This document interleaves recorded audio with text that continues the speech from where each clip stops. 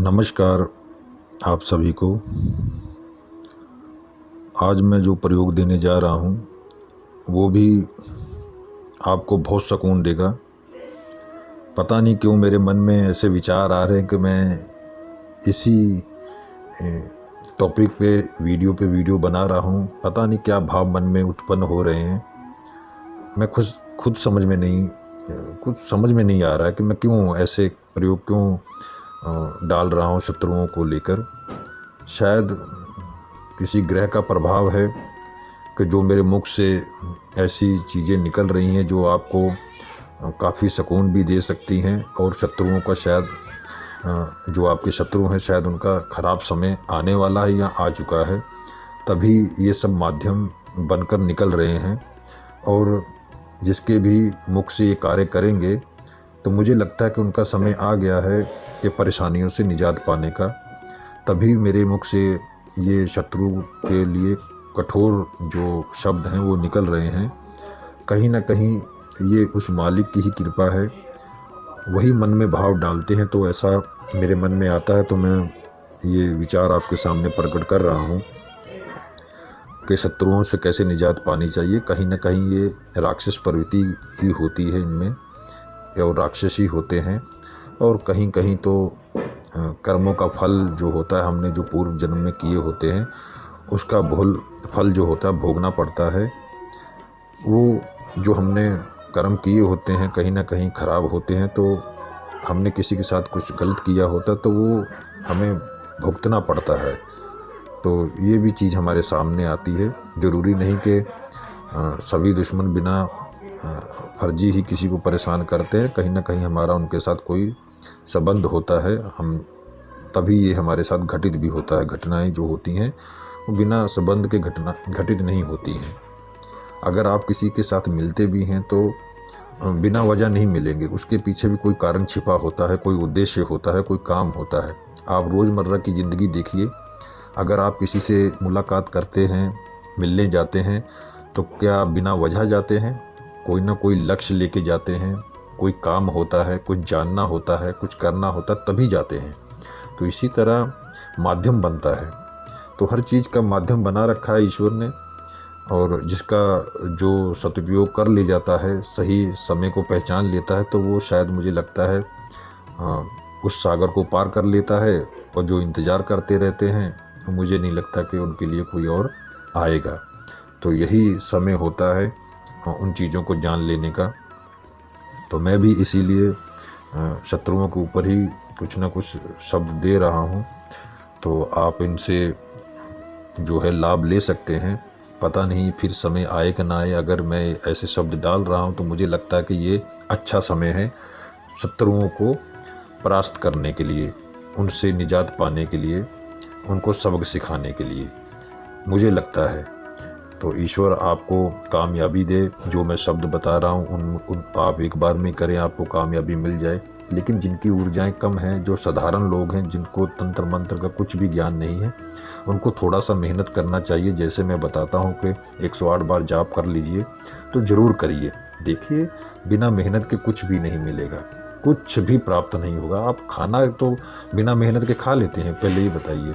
आपके पास चावल है, दाल है, आटा है, पानी है, तो लेकिन बिना उसका संयोजन किए, बिना उसके ऊपर मेहनत किए, क्या वो आपके खाने लायक होता है? नहीं होता है। तो इसी तरह हर चीज़ के लिए एक विधि निर्धारित है, उसको ज़रूर करिए, तभी आप सफल भी हो पाएंगे। मुझे लगता है कि इन चीज़ों को कहीं ना कहीं अपनी ज़िंदगी में आप ज़रूर लाइए। ज़्यादा नहीं तो थोड़ा सा रखिए, कहीं ना कहीं आपको राहत ही मिलेगी। तो चलिए आज के प्रयोग के बारे में बताता हूँ। आज का जो प्रयोग है, इसको अगर आप करेंगे तो अपना सुरक्षा घेरा ज़रूर बनाइएगा। जैसे कि सुरक्षा कवच का इस्तेमाल करिए, शरीर बंधन का इस्तेमाल करिए, कुछ भी करिएगा, लेकिन ज़रूर करिएगा। साधारण इंसान भी कर सकते हैं, उतनी उग्र नहीं है इस शब्द में, मतलब कि आपको हानि पहुंचाए। लेकिन सावधानी के लिए आपको अपने लिए कवच का इस्तेमाल करना पड़ेगा, शारीरिक बंधन का इस्तेमाल करना पड़ेगा। करना क्या है आपको, अमावस के दिन या पूर्णमासी के दिन, शनिवार या मंगलवार को, इसी की होरा में आपको इस मंत्र का जाप कर लीजिएगा 108 बार।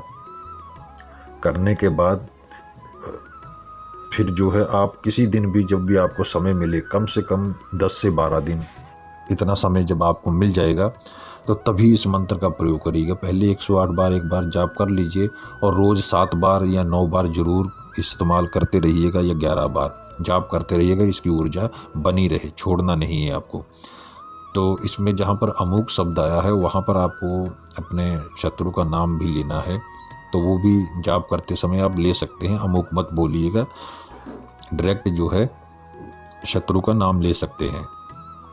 इसमें आपको करना क्या है, जब भी आपको प्रयोग करना है, शमशान की राख ले सकते हैं, चौराहे की राख ले सकते हैं, नींबू ले सकते हैं, और वैसे तो कई इसकी विधियां हैं अलग अलग। मैं आपको एक सरल विधि बताऊंगा जो आप अपने घर से कर सकते हैं, आपको कहीं जाना ना पड़े, क्योंकि सभी लोग सोचते हैं घर से सब कुछ हो जाए। घर में इसलिए नहीं किया जाता कि परिवार होता है, बच्चे होते हैं और भी सदस्य होते हैं, तो कुछ चीज़ें हानि पहुंचाना शुरू कर देती हैं। तो घर में इसीलिए तंत्र मंत्र का प्रयोग नहीं करना चाहिए।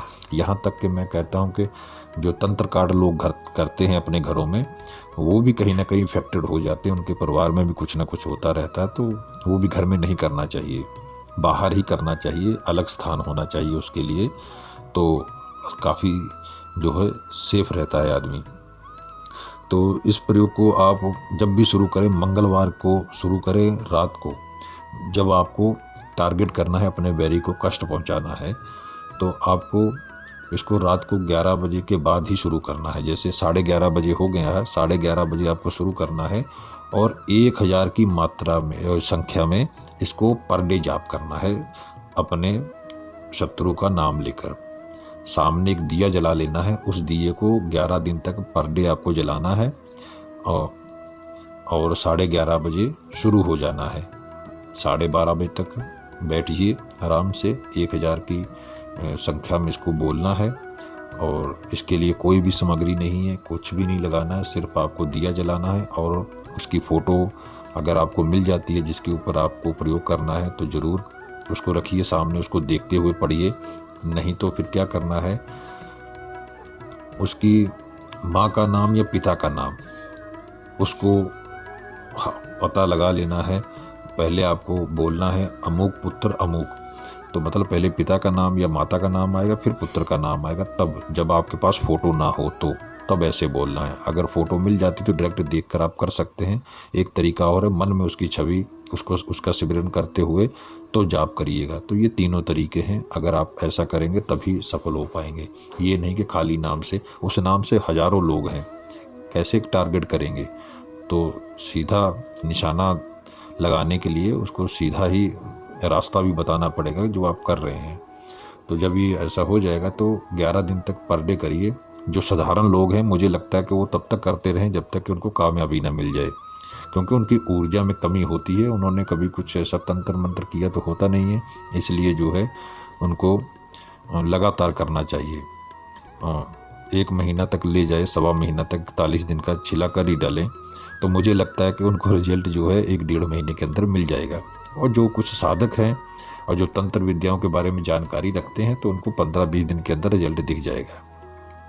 ये आप पूरा प्रमाणित है, पूरा रिजल्ट मिल जाएगा 15-20 दिन के अंदर, जो कुछ जानते हैं। और जो साधारण है वो उनके लिए समय लग सकता है, नहीं भी लग सकता, क्योंकि ईश्वर की कृपा से कईयों को ऊर्जा कुदरती तौर पर पहले से बहुत मिली होती है, तो उनके भी कार्य जल्दी हो जाते हैं। और कईयों के कुछ कम होती है तो थोड़ा देरी से होता है, लेकिन आप पाठ पूजा करते रहेंगे तो आपकी ऊर्जा भी प्रबल हो जाएगी, ज़रूर आगे बढ़ेंगे। लेकिन हाँ, तंत्र मंत्र में ज़्यादा मत पढ़ें, ज़्यादा ईश्वर की भक्ति करें जितना हो सके। जो भी आपके गुरु हैं, कुछ भी हैं, तो उनका आप जो है नाम मिला है वो नाम सिमरन करिए, ईश्वर की भक्ति करें, तो वो ज़्यादा फलदायक है तंत्र मंत्र की बजाय। सिर्फ तंत्र मंत्र तो मेरी नज़र में सिर्फ एक औषधि है। जैसे हम लोग किसी चीज़ से परेशान हो जाते, बीमारी से बुखार आ जाता तो गोली खाते हैं ना, तो बस ये मैं इसको इस तरह लेता हूँ कि ये दवाई है, औषधि है, कि हमारे जीवन में जो घटित होता है उसको ठीक करने के लिए कहीं ना कहीं हम इसकी मदद लेते हैं। तो बस यही है मैं अपनी जो मंशा है मैंने आपको बता दिया है, इसमें कोई दो राय नहीं है, मुझे कोई फ़र्क नहीं पड़ता है, क्योंकि बहुत से लोगों के लिए तंत्र बहुत कुछ होगा, लेकिन मेरा मन में ये ऐसे दवाई की तरह है कि हम इसे दवाई की तरह यूज़ करते हैं। बना इसीलिए है, और जो ईश्वर की भक्ति है वो पार ब्रह्म है, उसके द्वारा ही आप आगे बढ़ पाएंगे। वो आत्मज्ञान तत्व जो आपको वहाँ से प्राप्त होगा, यहाँ से नहीं मिलेगा। ये रास्ता अलग है, वो रास्ता अलग है।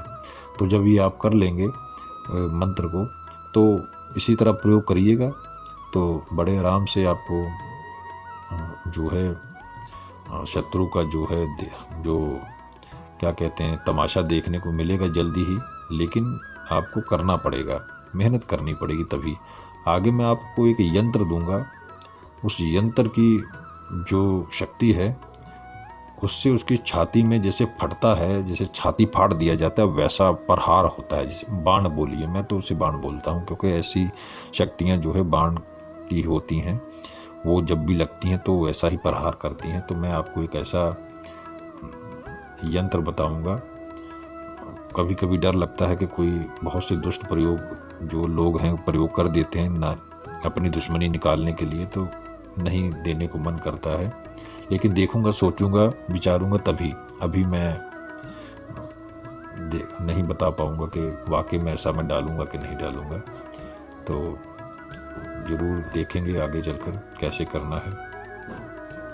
तो आज्ञा दीजिए, फिर मिलूंगा एक और नई जानकारी के साथ। नमस्कार।